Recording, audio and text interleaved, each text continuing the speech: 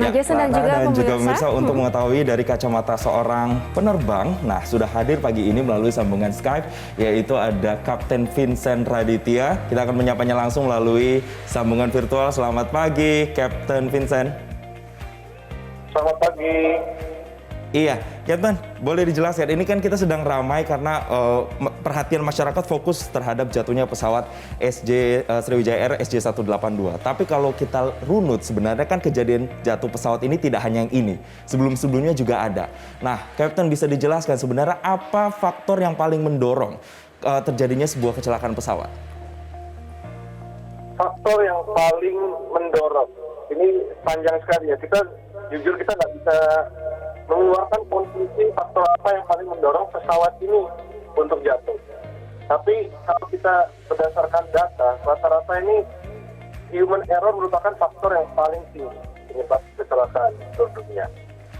Nah, cuman untuk spesifik di pesawat ini kita nggak bisa kasih komentar sebelum ada data begitu. Tapi kalau dilihat dari belakang ini ada macam-macam. Dia bisa jadi dari human error, biasa jadi dari cuaca, dan bisa jadi dengan mechanical error. Itu yang paling utama, paling sering. Oke, baik. Berbagai spekulasi kemudian muncul, Kapten Vincent, mulai dari itu cuaca yang buruk, kemudian juga usia dari pesawat itu sendiri. Tapi kalau dari kacamata seorang penerbang seperti Kapten Vincent ini, apakah cuaca buruk maupun usia pesawat ini bisa menjadi faktor? Kalau ditanya cuaca buruk, standar, ya betul, saya setuju. Memang ada kecelakaan yang terjadi karena cuaca buruk. Tapi cuaca ini banyak variabelnya, Mbak. Cuaca di atas 25.000 itu yang bersifat lebih mengerikan dibanding cuaca yang ada di area 10.000 tadi. Nah, cuaca yang di bawah dekat-dekat landasan itu juga mengerikan juga buat kita. Tapi in general kalau di 10.000 itu biasanya tidak terlalu signifikan. Cuaca di sana walaupun kita masuk ke dalam awan cumulonimbus, dan sepengalaman saya pesawat dengan transport kategori yang memang sudah sedemikian rupa, sudah mampu memasuki cuaca cumulonimbus bahkan di ketinggian yang sangat tinggi. Nah, tapi cuaca yang di atas itu memang bisa menyebabkan kecelakaan dan beberapa kali memang terjadi.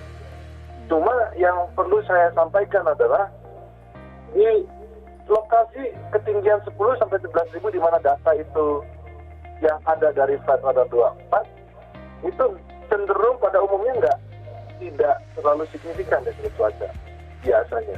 Pesawat sudah mampu climb ke 10 sampai 11.000 kaki dengan baik. Tapi apabila pun ada cuaca yang sangat ekstrim di sana, bukanlah suatu cuaca yang mengerikan. Belum masuk ke dalam suhu udara yang bisa menyebabkan es. Dan belum juga bisa menjadi faktor ekstrim menyebabkan super cool liquid yang bisa membuat pesawat ini tiba-tiba blind dengan airspeed-nya dan lain sebagainya, belum.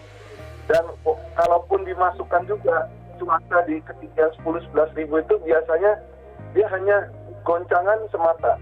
Ini bukan sesuatu yang signifikan. Tapi sekali lagi saya salah. Ini hanya saya berbicara tanpa data dengan pengalaman yang pernah saya rasakan. Begitu, karena namanya terbang tidak bisa kita terlepas untuk ketemu dengan cuaca buruk. Pasti ada. Kita siapapun pilotnya, kita sudah pinter-pinter menghalangi, akan tiba suatu saat kita akan approach di sana semuanya thunderstorm, semuanya merah, semuanya kuning. Kita mesti cari jalan sebelah kiri, sebelah kanan.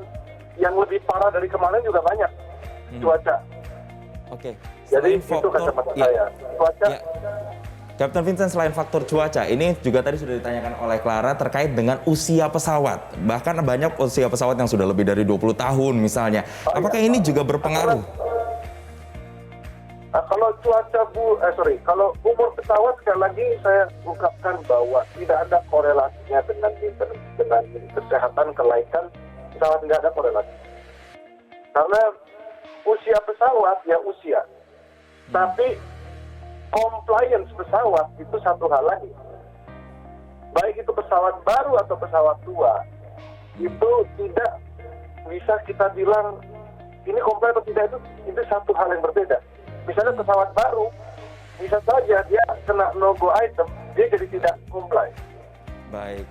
Tapi kita bicara pesawat tua, yang tadinya nggak comply, diganti, dipasangin ADSPR, dipasangin semua jadi comply. Nah, kita bicara terlaikan atau ketidaklaikan terbang. Nah, pesawat ini, sekacamata saya, harusnya layak terbang.